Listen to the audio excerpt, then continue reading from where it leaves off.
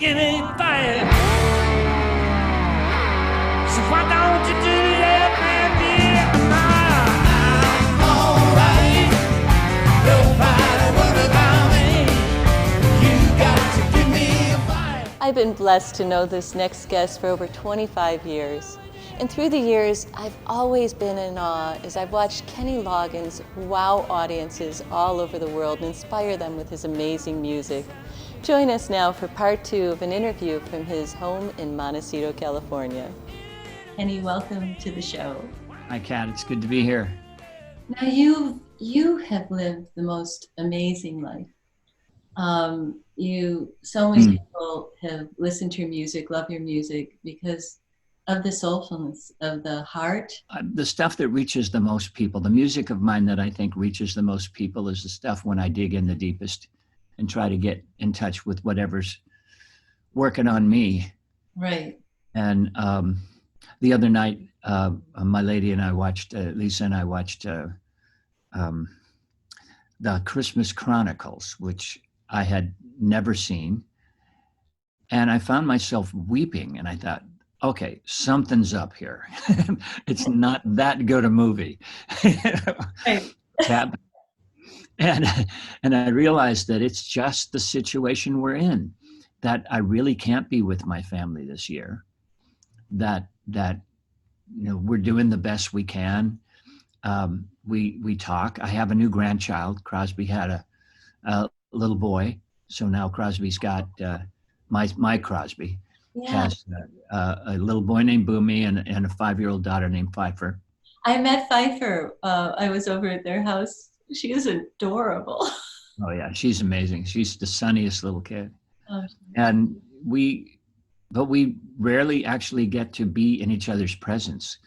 Now I know the holidays were always a big time for you when the kids were young. Are they still now? I remember I was at your house once, and you used to make this amazing Christmas village for Hannah every year. Yeah, she's coming over today. She's 23. Yeah. She's coming over, and we're going to start on the village tonight.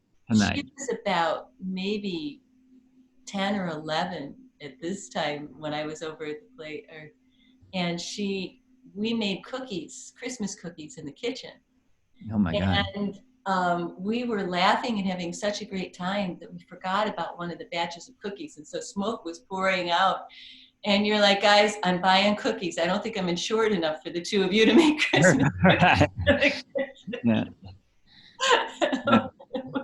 And she was just loved Christmas. That was such a big thing with you and her for the holidays. Yeah, that's, and I think she's old enough now to be able to step back into that tradition comfortably. Beautiful. Is she singing yet? She has the most beautiful voice. Oh, she's really doing great. She's writing, this particular period of time has been good for her creativity.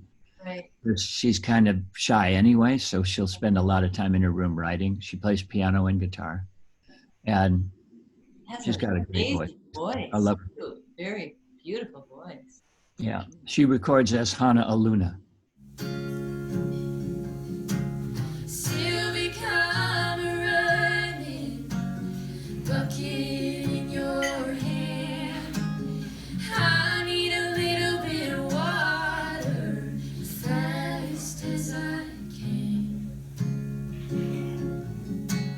You do so much to mentor young people as well. I got to go that one year. I went with one of your friends.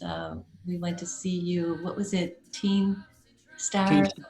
Teen Star in Santa Barbara. And you basically work with all these young people prior to the show, where you work with them on their songs, choices. That year I was a mentor, so when they get to the finalists, I think there's like 6 or 7 finalists, and then they each one come in one at a time, and I listen to them sing, I listen to their song choices, and sometimes I'll make suggestions that maybe the song choice is not right for that particular artist, and I'll help them. And then this year I even went through the process of recording some of them so they could really hear themselves and see how they were presenting themselves and really make it take it that extra step.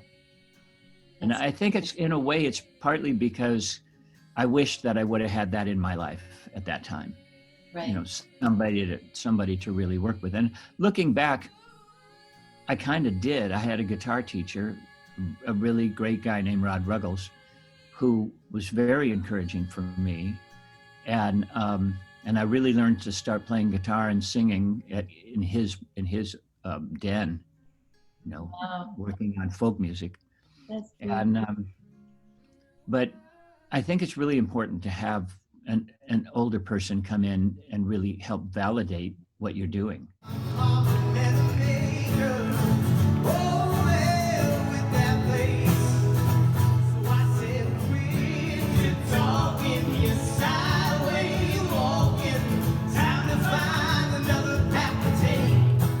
You wrote one of my favorite songs, which is Danny's song, and you wrote that. How old were you? I couldn't believe 17 when I wrote that. old when you Yeah. wrote that song. Thank you. People smile and tell me I'm the lucky one. We've just begun. Think I'm gonna have a son. That's remarkable to have that level of soulfulness at 17. Thank you. It's amazing. But one of my big influences musically was Tim Hardin, who wrote "If I Were a Carpenter," and a couple other things. I loved his album, and he never really made mass popularity, but he was a great songwriter and became an influence on my writing. Wow. Yeah, I remember when you told me that, and it was, you were how old? You were 17 when you wrote that? It's not as long as a 17-year-old would. That and House of Pooh Corner. You kind of expect House of Pooh Corner from a 17-year-old. Yeah. But Oh, the Danny song was Danny. You The wrote Danny in that song was my brother Danny. Okay. Yeah. So much of the song was taken, inspired by a letter he wrote me when his son was born. Oh, how beautiful. If you could give one little bit of advice to everybody watching about living your dreams, living your passions before you go today. So many people, especially young people, have dreams, and you lived yours. You lived a life of dreams. You never, I'm sure there were moments where you felt like you compromised certain decisions, but you never compromised your core of what you loved and what you do. What advice would you give somebody to live their passion? Obviously, we fall back on follow your heart, but you know, a lot of people don't know what that means. They don't get a sense of what their heart is telling them. I like to say, go where the joy is. Go where you really feel that spark that becomes a timeless thing for you. If you want to be artistic and you move into your art, and the next thing you know, it's been 4 hours. Take a look at what that is. Take a look at how that feels. Is there some way you can incorporate that into what makes you a living? Sometimes you can, and sometimes you can't. Kenny, thank you so very, very much for joining me today on Passionate Living. It has been such a joy to catch up with you. I miss you. It's been a long time. It's been a while. It's been a while. I haven't seen you out in Santa Barbara in a while. Yeah. To make a trip out there, I miss it very, very, very, very much. I know how much you love the snow, so. Yeah, right. Buffalo's lucky to have you. Bring a tear of joy to my eyes to tell me everything is worth it. Be alright, yeah.